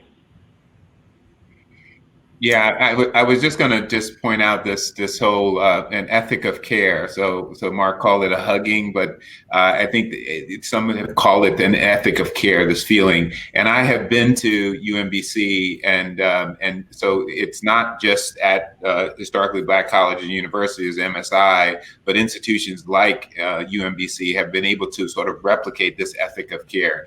People feel that sense of belonging once they're there. In fact, when I was at MIT, we modeled some of our programs very much so after the Meyerhoff Scholars Program that Freeman Hrabowski had led.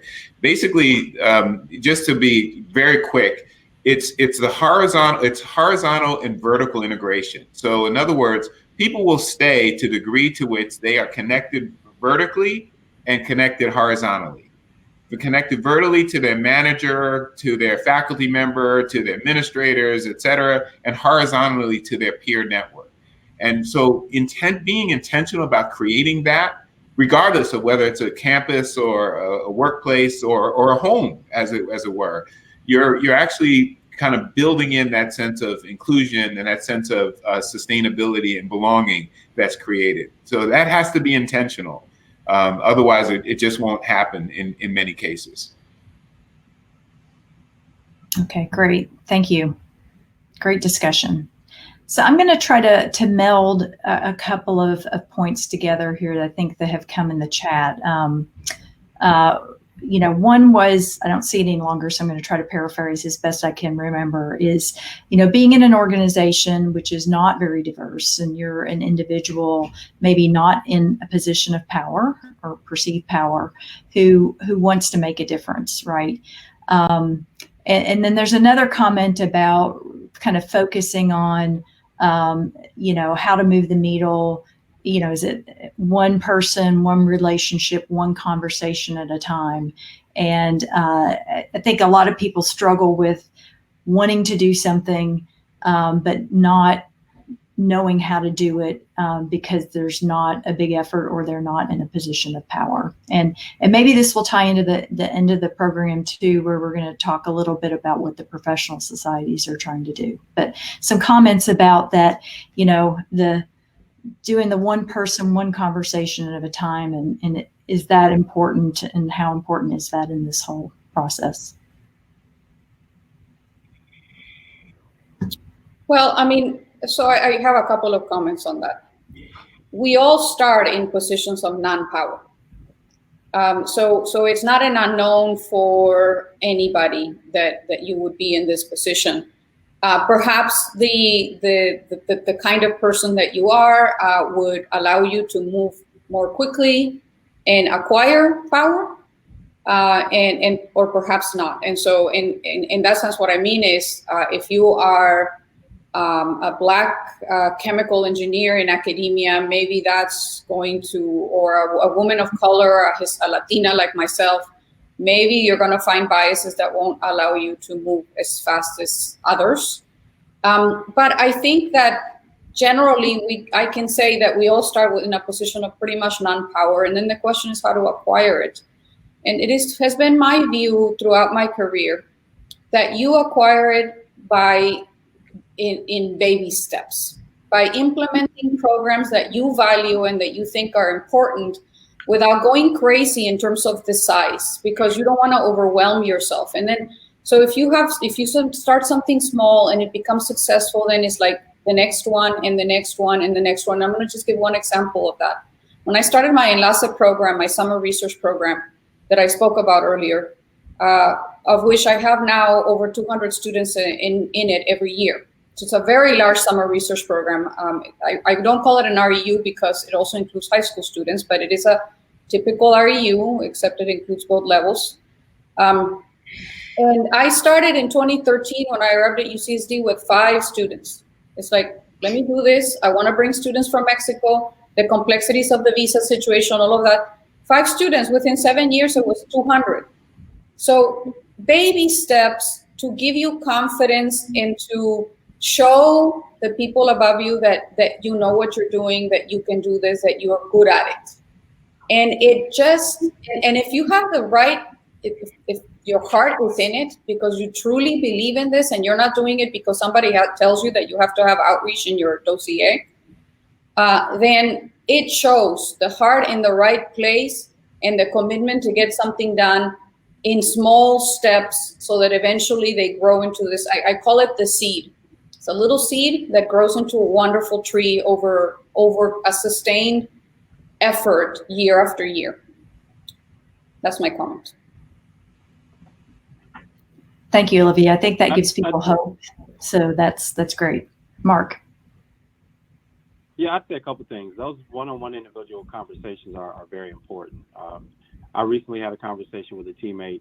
He's actually from Russia, and he just asked the question, Mark, what's going on in our country today? And we had a discussion around things. He had a viewpoint, and it was important for me to listen to his viewpoint. He had his own challenges being Russian and having those biases, and I have my own challenges because of what I look like and the things that I've experienced.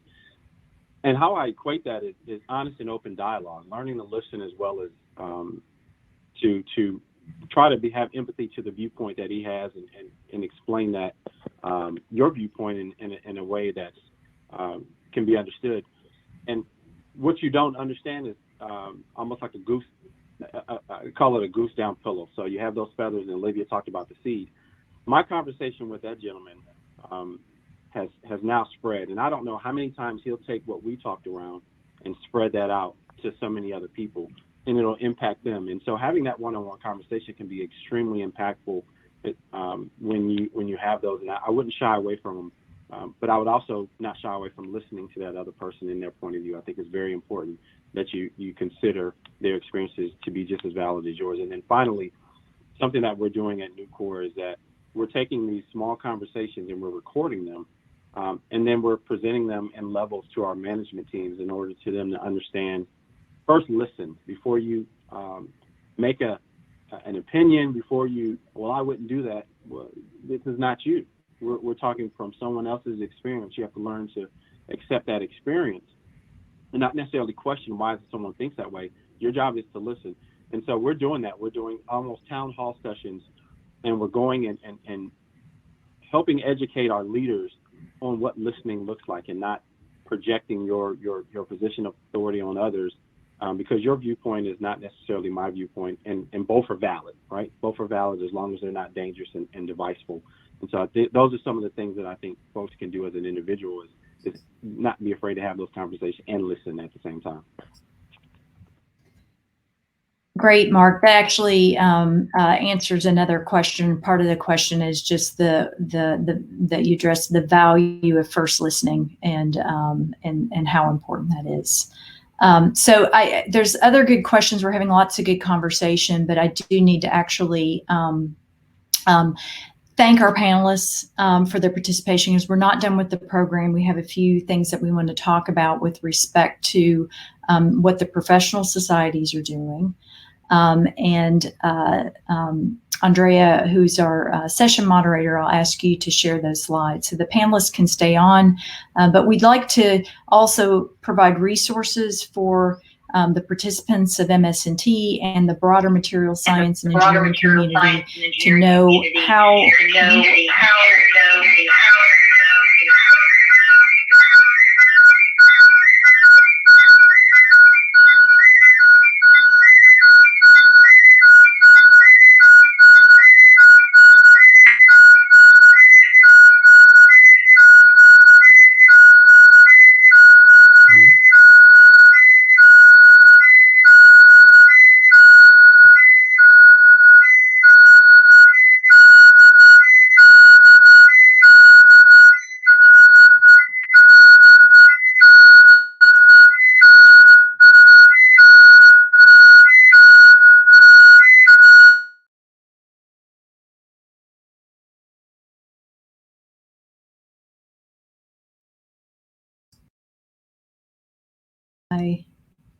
I'm unmuted now, so sorry for those technical difficulties, but we will now turn to the last part of the program where we're going to speak to what your professional organizations are doing and how you can get involved. So Ellen, I'll turn this over to you so you can speak to TMS.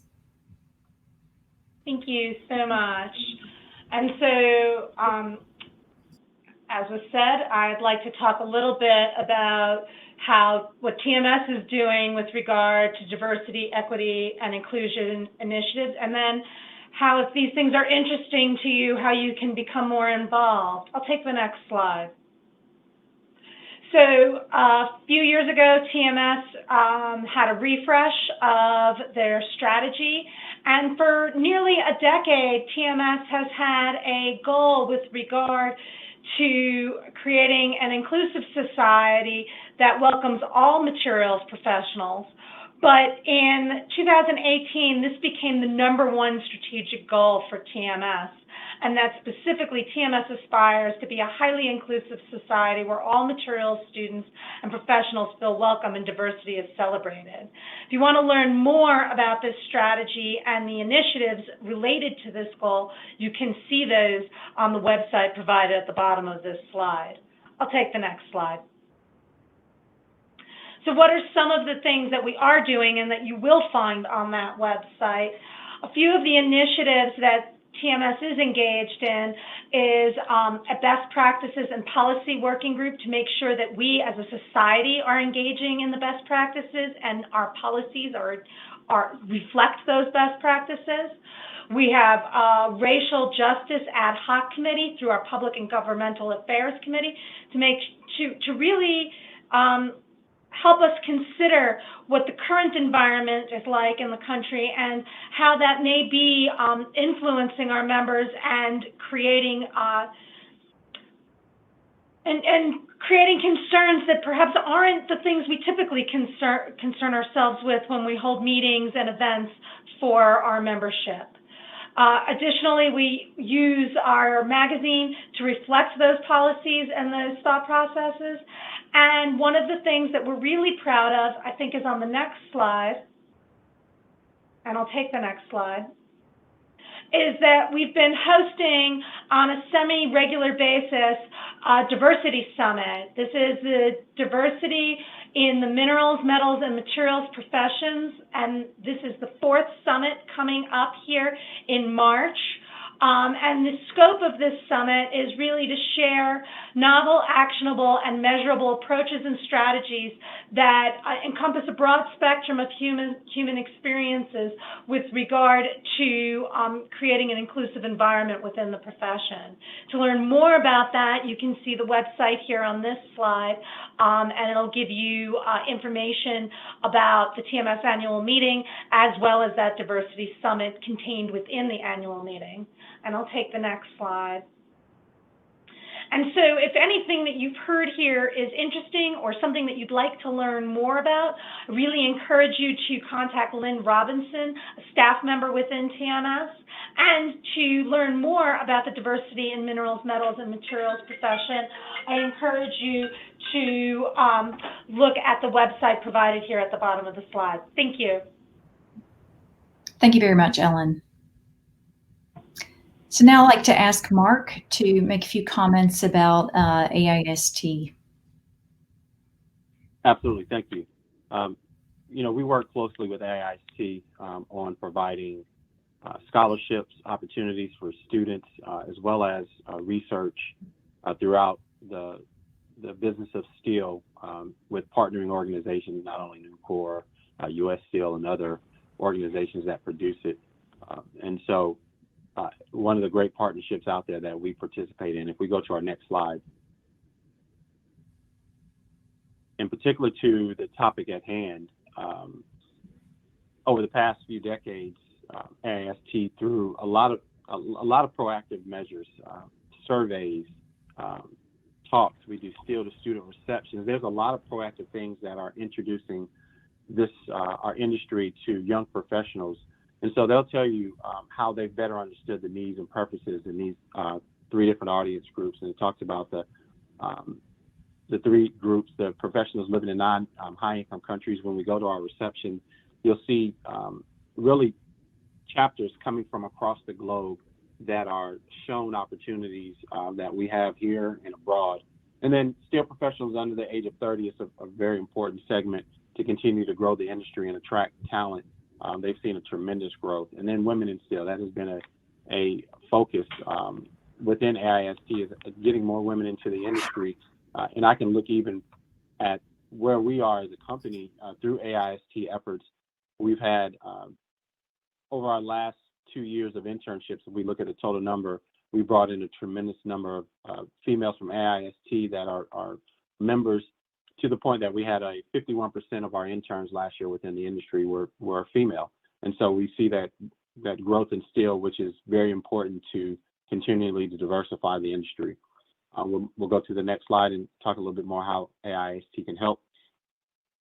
Talked about a couple of things, is paying attention to the bias within your organization. And so getting in front of that so that those problems don't surface, encouraging women and minorities to study at a younger age. So getting involved, Keith talked about that earlier, in the elementary schools, in the middle schools and high schools, getting involved. They have ways that you can get involved there to continue to show those pathways into different careers that may not be talked about at the dinner table because of just the knowledge that they exist out there. And then advocate for the best candidates in the leadership roles. Doesn't matter what they look like, where they came from, and how they got there. If they're the best candidate, they're the best candidate. And so how can you advocate? And that's a huge factor, is having advocacy to represent different segments of your organization. AIST can help with that. Finally, the last slide is, how can you get involved? Questions, there's the contact information here for Stacy. I'm in their email address. I would encourage you to get involved. It's a great organization that does a lot to promote the business of steel and getting more representation within the industry. So thank you. Thank you, Mark. I'll represent the American Ceramic Society. We've been working for actually several years on enhancing and increasing diversity, inclusion, and equity within our own professional organization. A few things that we've done is we have a very active subcommittee on diversity and inclusion. We've also developed more recently a ceramic tech chat that highlights people in the sciences, and we use that as a platform to also invite people with different perspectives and different backgrounds to communicate through that podcast. There's also a very interesting publication that was published in 2016. Actually, Lynette Madsen really was responsible for putting together that book that highlights the accomplishments and contributions of women in glass and ceramics. We've also led to doing actual recognition of efforts of our members within the society, and through our awards, we now have a Jubilee Global Diversity Award. And then we have really, through the whole structure of the society, we have initiatives to really to promote the membership and the leadership to really think broadly when they were thinking about nominations for awards and leadership appointments. And we're paying attention that we're really looking at all of our membership for these types of awards and leadership opportunities. Next slide. Also, outreach is a big effort within the society, and also our partner organization, the Ceramic and Glass Industry Foundation. That foundation is really there to help cultivate interest in our profession at an early age, so that we have students who want to pursue careers in glass and ceramics. And a big part of that, as we've talked about today, is really understanding and cultivating a diverse workforce. And so the Ceramic and Glass Industry Foundation plays a big role in that. They also partner well with and quite actively with the President's Council of Student Advisors within ACERS to develop relationships with a number of organizations, schools, and including HBCUs. And there's actually ongoing and very new efforts between ACERS and CGAF to do scholarships. And we've learned a lot from Carl about what is effective in student success in university, and the society is trying to address that and help promote student success through new scholarship opportunities.